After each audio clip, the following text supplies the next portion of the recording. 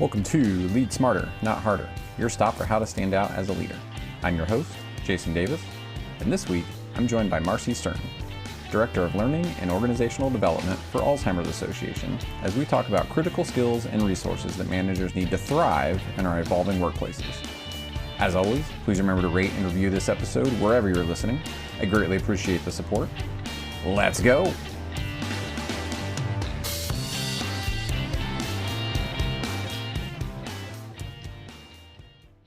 Well, wanted to spend some time today talking about leadership skill gaps and the challenges that managers and organizations, quite frankly, are experiencing right now as they try to fill them. It's no secret that our work environments have changed dramatically in the last 18 months. With that comes a change in the way that people need to lead others in order for their teams to continue to be successful or to get to that point where they can call it successful. So while some leaders have been able to make that transition, others have struggled and their employees are feeling it too. And you're starting to see that show up in many different ways. A lot of that through just plain leaving that organization. We've set multiple records this year in the number of people that have quit their jobs. And most recently in July, we had over 4 million people that voluntarily left their roles. So again, a lot of that disconnect and a little bit of that frustration is being shown in various ways. But wanted to have a greater conversation about that today, but also needed to bring in some expertise to get there. So wanted to introduce Marcie Stern. Marcie is currently the Director of Learning and Development for Alzheimer's Association. A little bit of background on Marcie. Marcie's professional journey began with degrees in Health Services Administration from the University of Arizona and a master's in the same topic or same subject as well from Arizona State University. Professionally, Marcie has been a part of some great organizations such as Allstate, Aspen Dental, and at one time had her own professional practice, Marcie Stern and Associates. As an educator, Marcie is a faculty member with the Lake Forest Graduate School of Management. And as an author, Marcie has a book titled So Long Inner Critic, Hello Inner Champion, 25 Tips to Master Your Mindset. Marcie, welcome to the show. Thank you so much for joining. Thanks, What did Jason. I miss in your bio? That was great. I appreciate it. And I'm really happy to be with you and your audience today. Thanks for having me. Absolutely. So what did I miss? Did I capture everything that's important?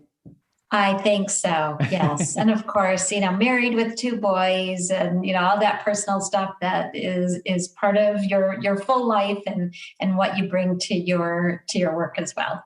Yeah. And I think I saw you're recently an empty nester. Is that accurate? Yes. Okay. Yes Somewhat and recent. no. It was a short-lived empty nest experience. Yeah, I get that. They are on their journeys as well. So we're right there in support. Yeah, no, totally understand that, especially with pandemic and just so much change and things going on. Definitely understand that. So, all right, well, let's go ahead and jump into a few questions here. And again, just, we're going to spend this time talking over some, opportunities that we've seen, a lot of us have seen in the leadership space, and really what kind of things we're going through to fill those gaps that we're seeing. So, like we said, so many organizations have moved to remote or hybrid roles. Most managers have never led in this type of environment, especially if they are new to leadership. So what are the 3 most critical skills that managers need to have to effectively lead in the remote hybrid world? Yeah, it's hard to narrow it down to 3. And, when your listeners hear what I have to say, they'll be like, well, we've heard that before, or that's important even when we were pre-pandemic. So yes, and these are skills that I have seen and heard from other leaders are just exponentially more important as we've transitioned and continued to adjust to this remote and hybrid work.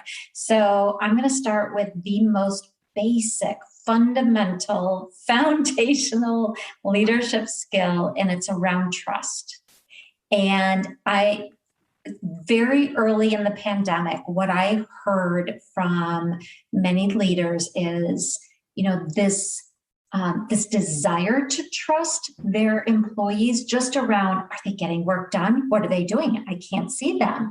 And I mean, that was kind of the first concern that I heard leaders share. And if you didn't trust your employees before the pandemic, it's more likely that you've either grown in that muscle, that skill, or it continues to be a deficiency. And I think with any kind of relationship, personal or professional, but especially with a leader, you need to have that foundation of trust. It's something that Patrick Lencioni built into. It's been around for a while, but that 5 dysfunctions of a team, and it's the pyramid, and foundationally, trust needs to be there to have a highly functional team. And there are many ways to build that trust, and people can approach that differently, but I would start there. Yeah, I agree. That's a fantastic place to start. And, I've done a couple episodes where we specifically talked about trust and really managers' role in building that, and how effective that can be to create, just good employee engagement, good employee and manager engagement, I guess you could say. So. Yeah, absolutely. And I think, oh gosh, depending on the type of leader people are, they've already established, really good rapport with their team. But when you are leading remotely and you don't see your people day in, day out, or it's on camera every once in a while, it's important. I think it takes even that much more effort to stay connected and to maintain the rapport that you have, and not to make assumptions that if you don't hear from a team member, they're doing fine. And I think when you sort of, really focus some extra energy on not just building, but maintaining that rapport and trust, it will continue to be strengthened.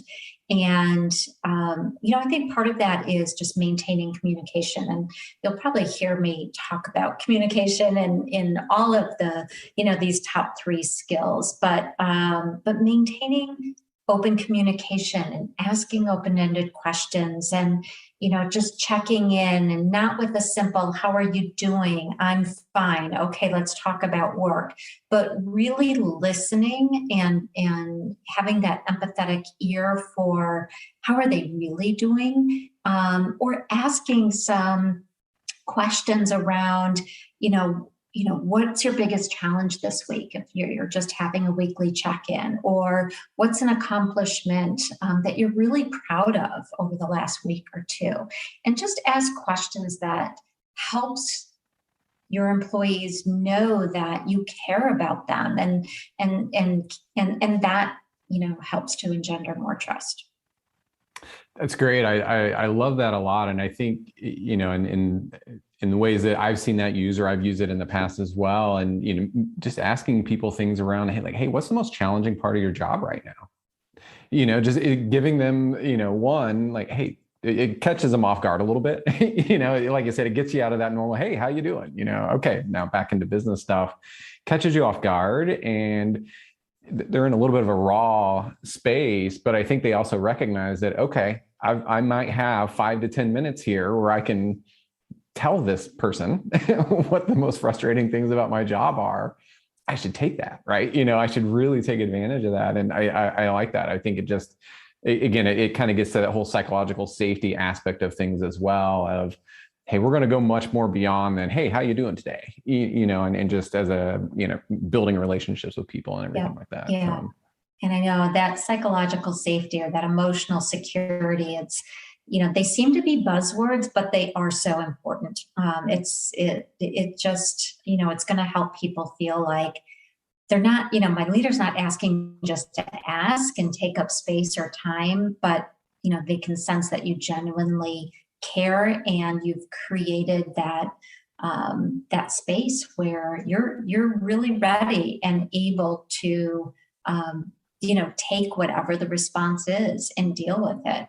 So I think there's been such a heightened focus on, well-being, physical, mental, emotional well-being while we're all working through this challenging time. And if you are a leader who can be comfortable with being uncomfortable and asking about and showing concern about your team's well-being, and helping them work through distractions or concerns while they are working remotely, that too will help strengthen the trust. Excellent point. And, I like that concept of, when you ask questions like that, be ready for an open, honest, raw answer, right? Don't expect that, oh, everything's fine. Be ready and be able to react appropriately for something that may be far outside of what you expected. I like that thought a lot. Yeah. And I will happily share. I recently came across an empathy formula that I read about or saw somewhere from DDI, Development Dimensions International. And it sounds simple, but for people who kind of like that formula, like, help me, how do I demonstrate? Like, I get empathy is important, but how do I demonstrate that? And so here's a formula that I have shared. And it goes like this. It sounds like you're feeling, fill in the blank, state the feeling that you're observing, because or about, and then you state the fact. So it sounds like you're feeling frustrated because there is so much more work to be done and we're down 2 people on the team. And it just opens up the conversation. And as you said, be ready for, what may follow after that statement. So if some people like that formulaic, I offer that up as something to try on. That's great. We love formulas here. Thank you.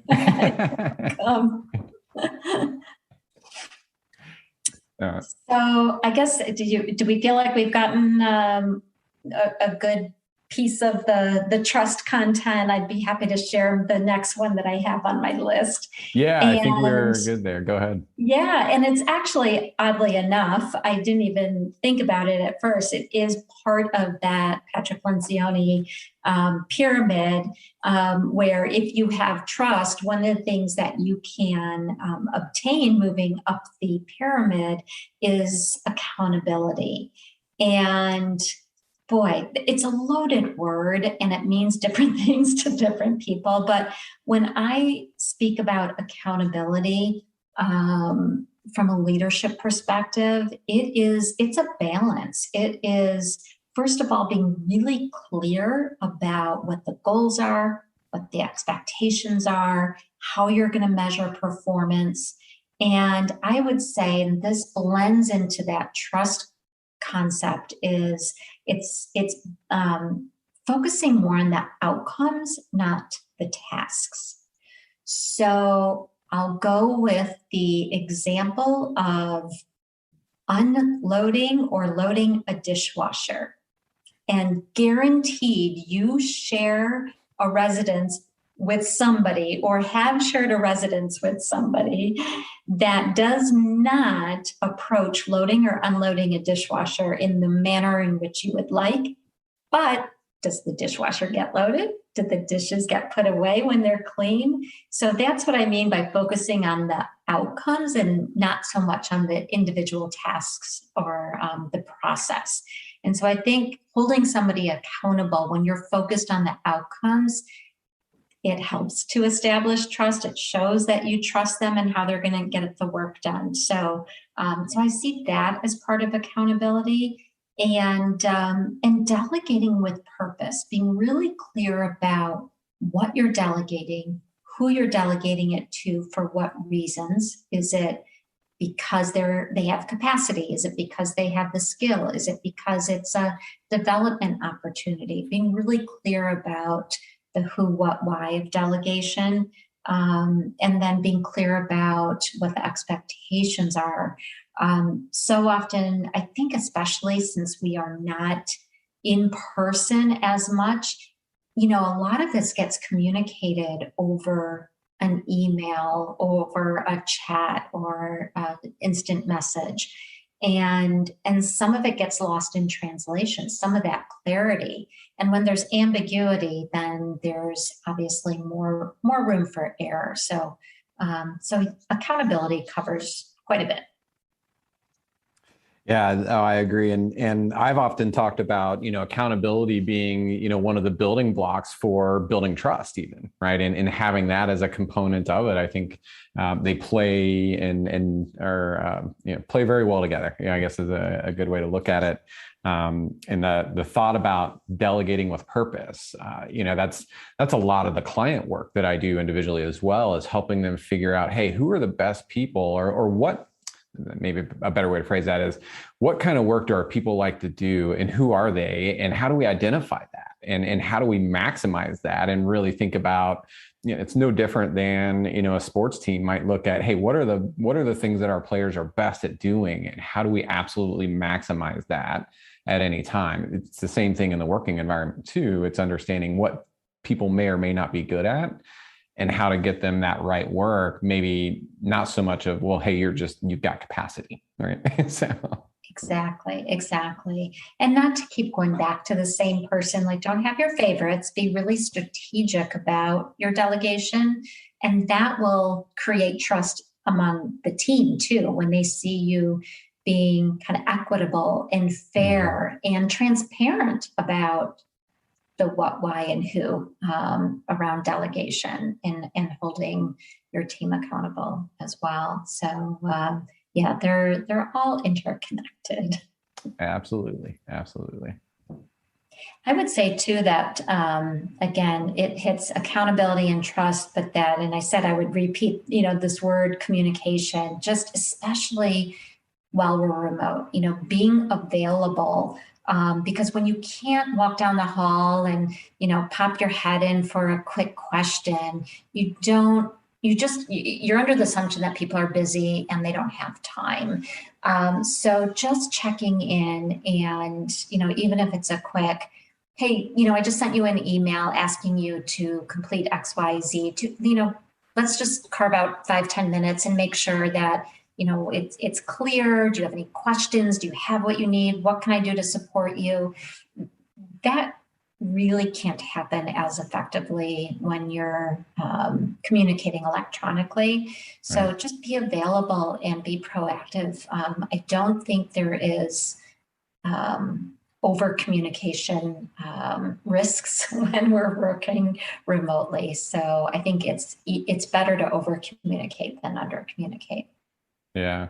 And I think, even if being available comes with, some constraints too, right? Like, hey, don't text me after 8:30 at night or something, like, let's all just kind of put things down, like, I think there's some nice boundaries that could be set there too, when it comes to having availability and just being able to support people also. I think that's great. Yeah.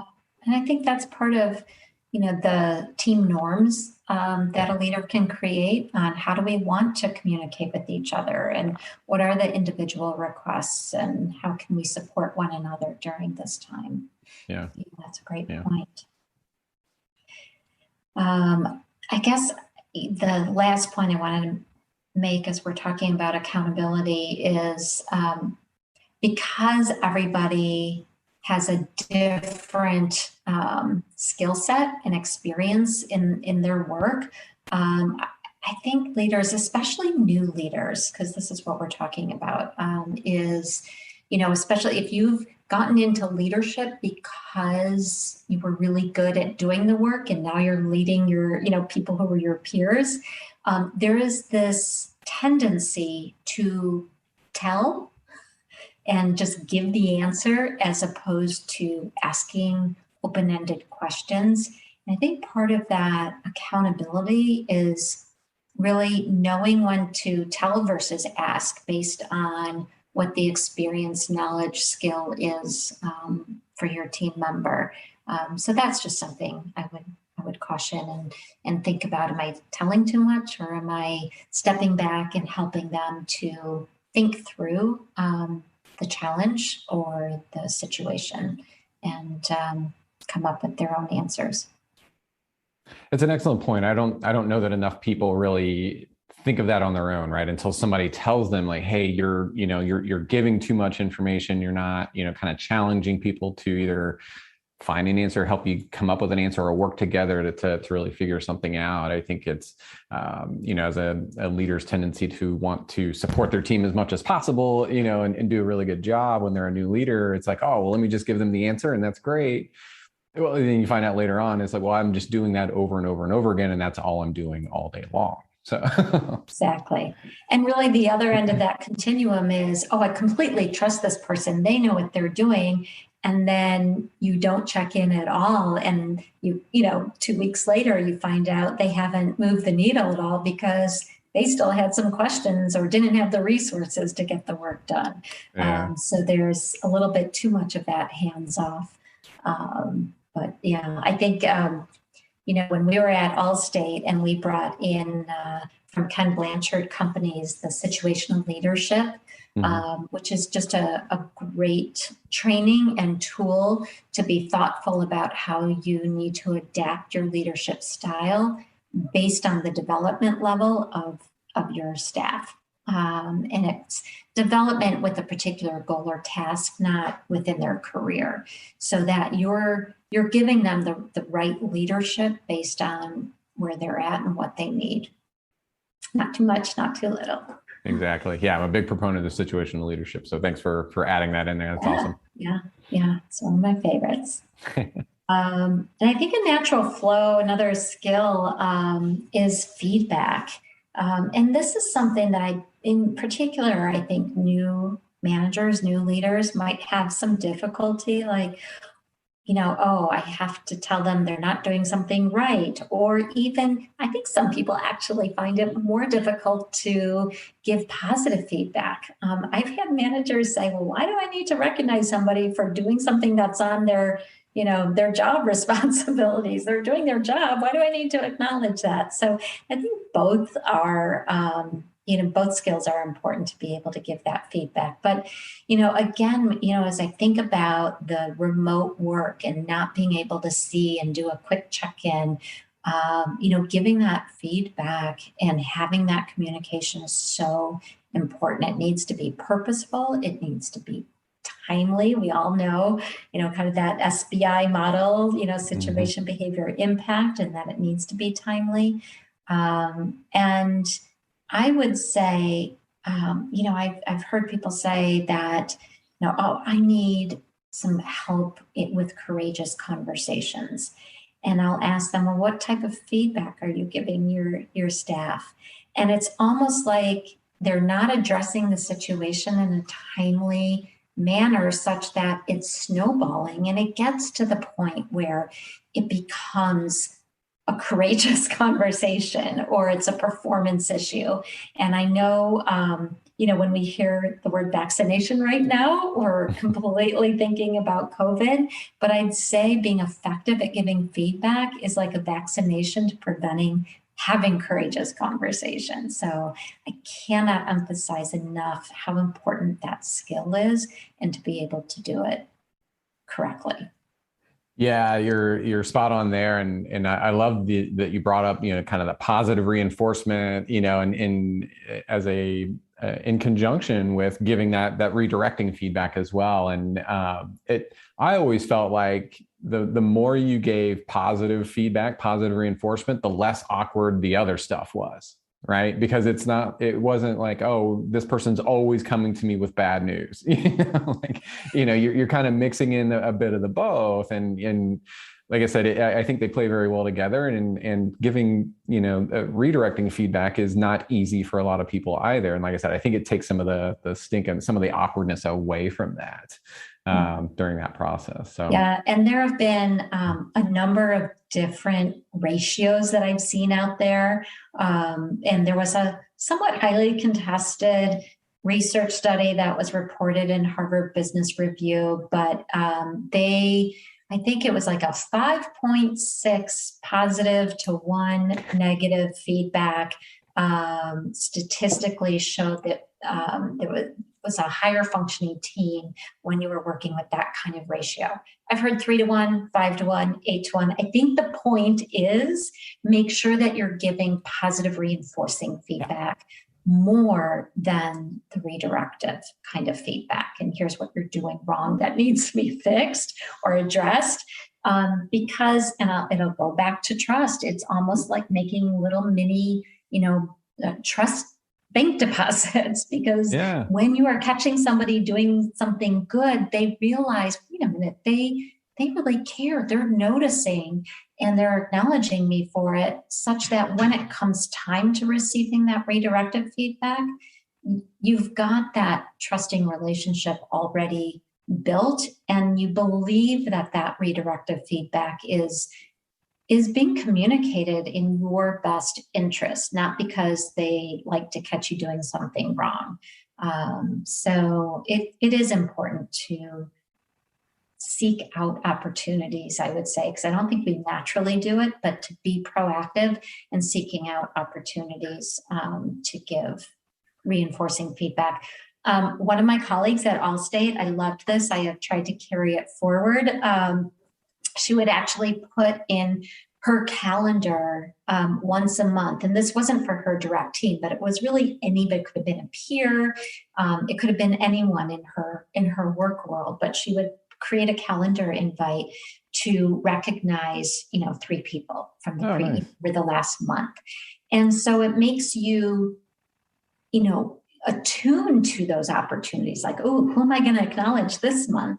And I really like that, because everybody likes to be recognized. And whether it's somebody who reports to you or works with you, I think it's just a great habit to get into. Yeah, that's really cool. I think you're exactly right. It makes you more aware of seeing when those good things are happening, or just wanting to see those good things happening, so you can capture it and make sure you're recognizing people. Yeah. That's awesome. Yeah. And I'd say it's, equally important to use that SBI framework instead of just saying thank you and showing appreciation that way. It's thank you for what? What was the impact of that action or that behavior? And when people can see you connecting the dots, it just, it really will help reinforce that behavior. When I did a lot of public speaking and people would come up afterwards, oh, thank you, that was such a great presentation, or, great information. And then that's great. But to me, as a professional speaker, that was somewhat empty, because I thought, well, and I would follow up and I'd say, well, what was your one biggest takeaway, or what, what really struck you, or what's one thing you're going to do as a result? Like, when I can see the impact of that, whatever that experience had on them, it's going to make me feel better about, the delivery and the content and the learning. Yeah. I'm going to do a really quick show plug, because you brought up SBI so much. I covered that in a deep dive at an episode called Get Better Results by Giving Better Feedback. So go download that episode if you're interested in hearing a little bit more about the model there. So thank you for bringing that up. I think it's a wonderful model. You're welcome. My pleasure. Yeah. And again, we love formulas. We love templates here. So I love very simple, easy, effective ways to accomplish things that, the leaders get challenged with. So it's fantastic. And practice. All right. So yes, practice a lot. All right. So the 3 most critical skills right now, we're looking at developing trust, holding people accountable and being accountable as a leader as well. And then being able to give feedback. And that's both in a positive way, redirecting way when you need that, and doing I think we kind of landed on just do it, right? Don't worry about how much you're doing one or the other. Just kind of do both. Make sure you're accompanying both together. And that's going to put a lot of people in a much better position than where they are today. There's a lot of people out there that are just not getting any kind of feedback, let alone meaningful feedback. So I think that's really important. Great segue into my next question. And then what kind of resources might you suggest for people to dive in here, and why should they spend their time there? So, gosh, there's so many great leadership resources out there. And this is in no particular order, but I will say one of the, I don't know if it's well, I'll say Korn Ferry broadly. Okay. They do a lot. I mean, I know a lot of people know them as an executive search company, but they also have a lot of leadership development expertise.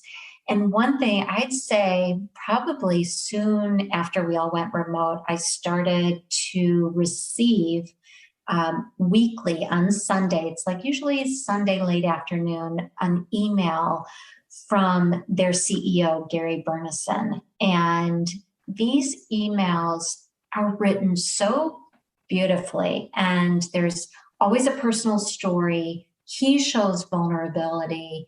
There's like 3 tips. And again, it may not be anything that is rocket science, but they're really good reminders.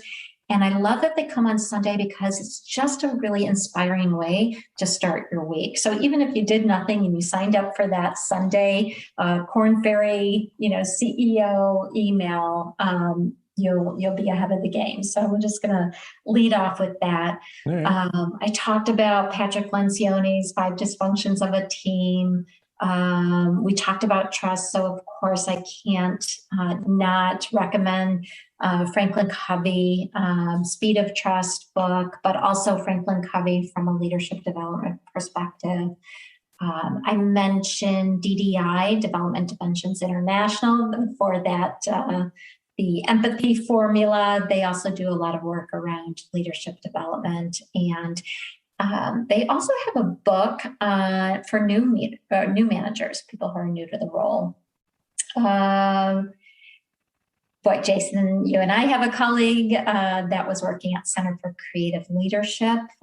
So that's another one. And while I haven't done a lot of work with Zenger Folkman, it's just another good resource.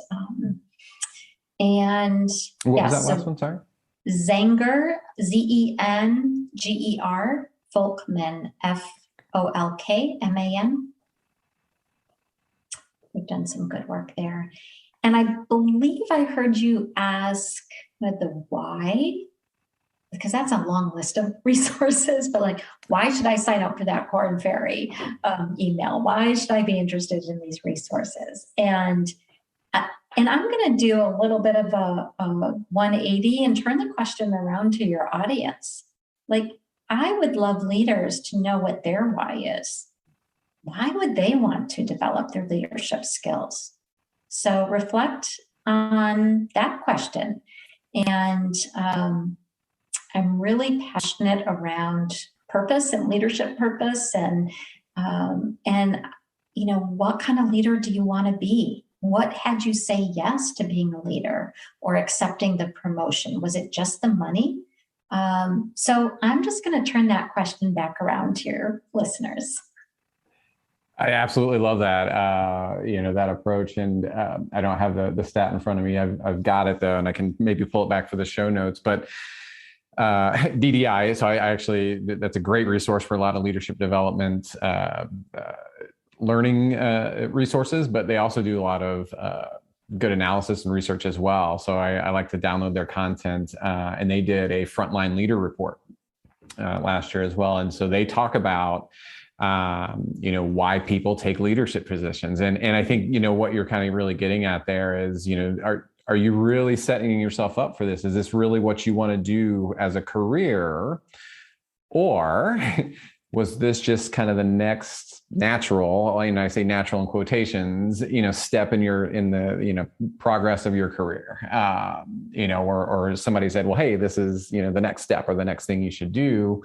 And you just kind of did it, like I said, money's great, things like that. And, I think people really need to think about those things, especially if they're struggling, especially if they're really struggling to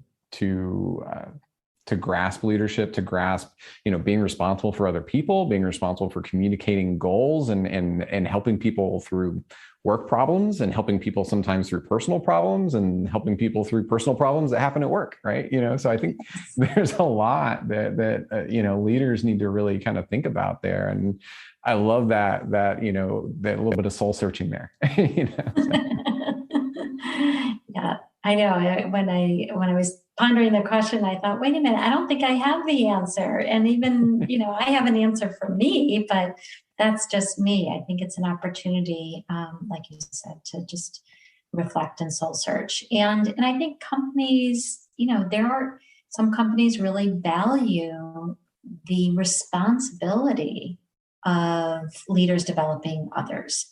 And so, I'm hoping that more companies do than don't.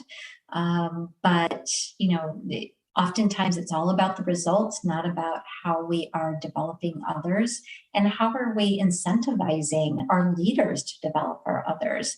And retaining and engaging our talent, and sometimes that means letting somebody go find another role in the organization.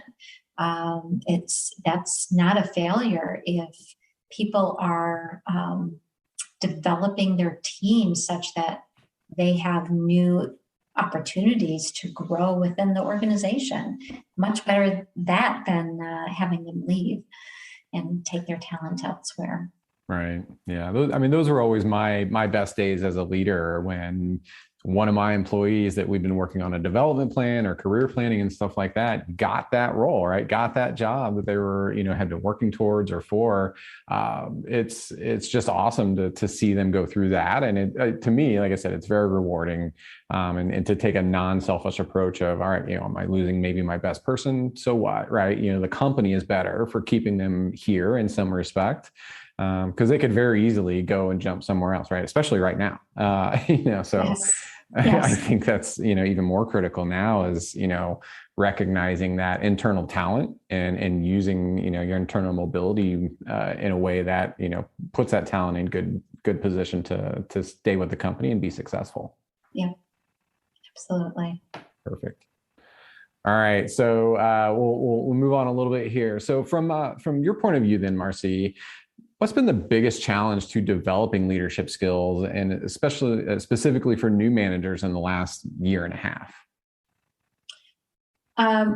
Well, I think just generally speaking, the one thing that's gotten in the way of leaders developing their skills is just this constant, working and living in this place of ambiguity, and when are we going to go back to work, and what is work going to look like, and so I think just being in this place of uncertainty has made it difficult. But I think what's also made it difficult for leaders is this. I've actually had leaders say to me, "How do I balance being both empathetic and driving results?" And I don't think it's an either or. And if leaders can start to think about it as an and, because when you show empathy, being empathetic and being compassionate doesn't mean, I understand you've got, distractions at home, so it's okay if you don't work for, Monday, Wednesday, Friday, and you do double time Tuesday, Thursday, or whatever. Yeah. There's empathy, but and we still have a responsibility to do the work. So I don't think it's one or the other, but certainly through empathy, you're going to get more productivity.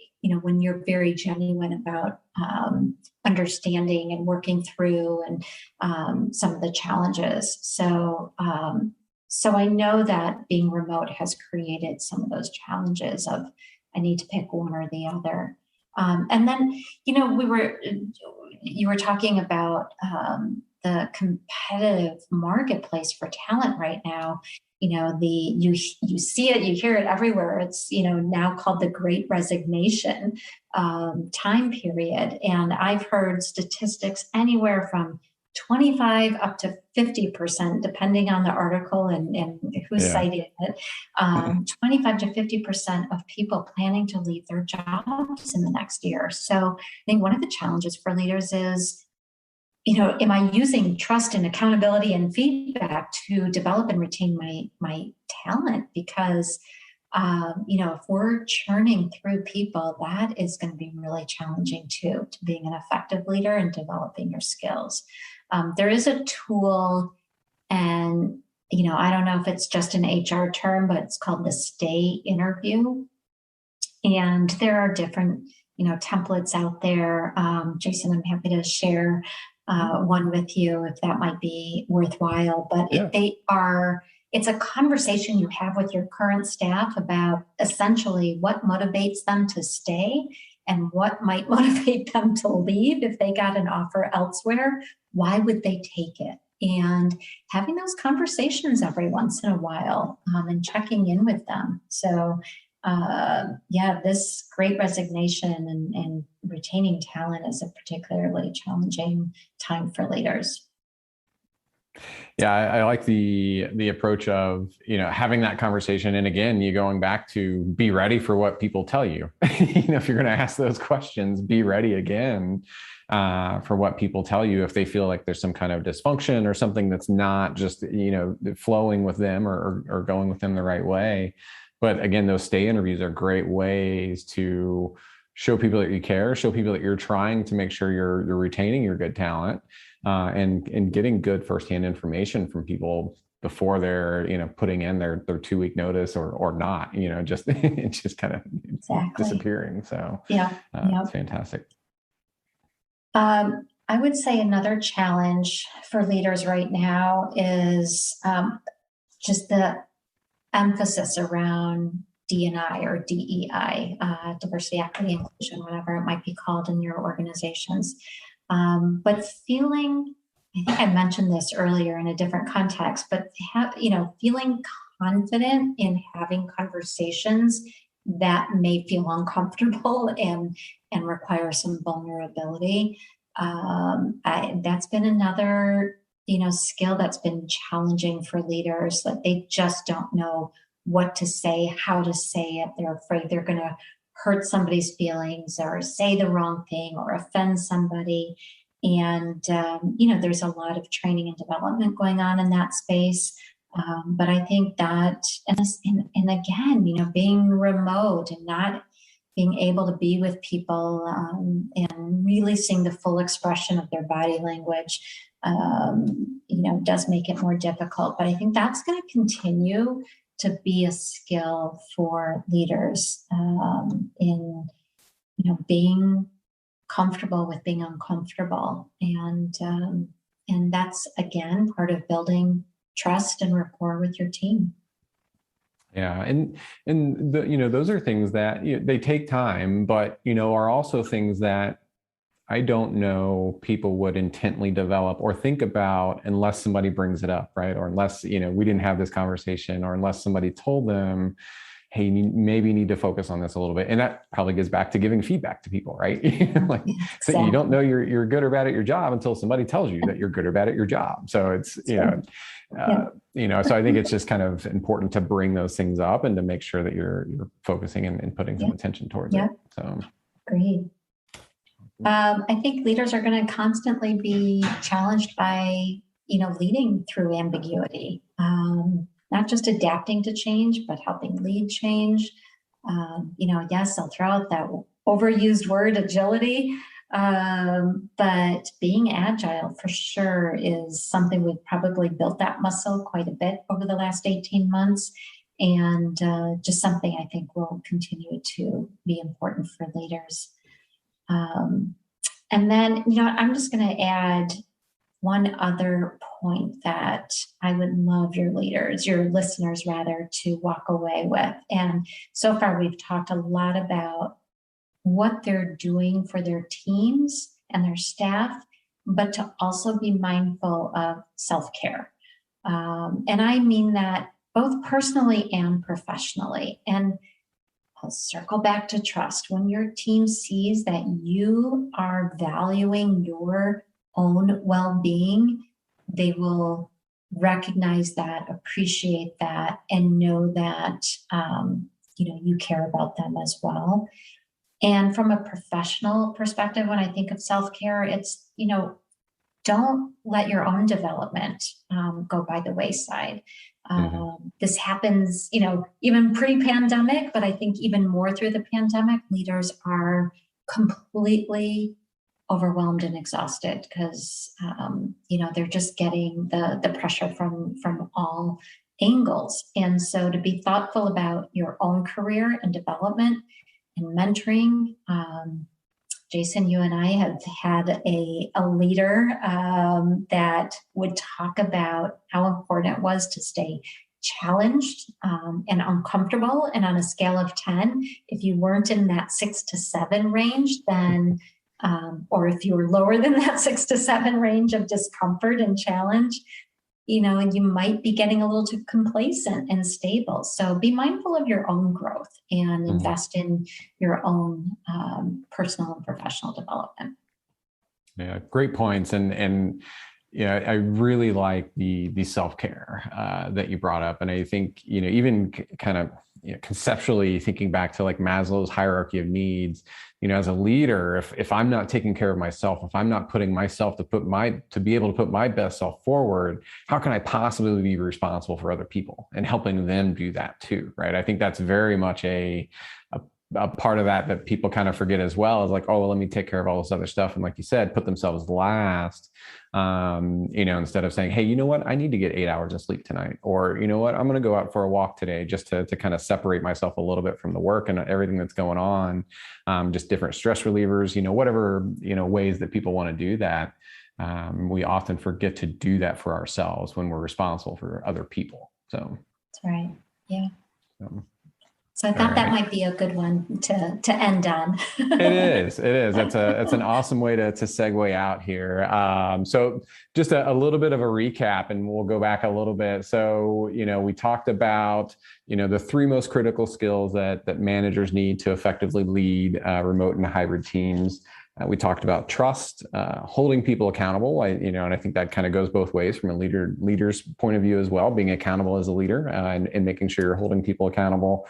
And then giving feedback both in a positive and redirecting way that allows people to move forward, but also understand that they are doing a good job when they are doing a good job. I think those are great things to consider. From a resources perspective, we got a ton of them. We talked about Corn Ferry.